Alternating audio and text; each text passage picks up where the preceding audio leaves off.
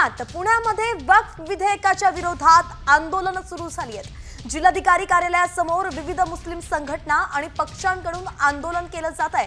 नवीन वक्फ विधेयक राज्यघटनेला धरून नसल्याचा आक्षेप या संघटनांनी घेतलेला आहे। वक्फचा अर्थ म्हणजे दान होतो आणि त्यात खरेदी विक्री होत नाही। त्यामुळे इतर धर्मियांना वक्फ जमिनीचा व्यवहार करण्याचा अधिकार देऊ नये अशी मागणीही या संघटनांनी केलेली आहे।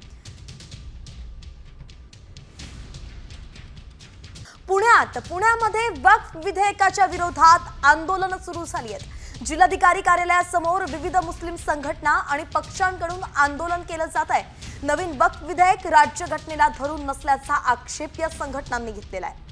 वक्फचा अर्थ म्हणजे दान होतो आणि त्यात खरेदी विक्री होत नाही। त्यामुळे इतर धर्मियांना वक्फ जमिनीचा व्यवहार करण्याचा अधिकार देऊ नये अशी मागणीही या संघटनांनी केलेली आहे।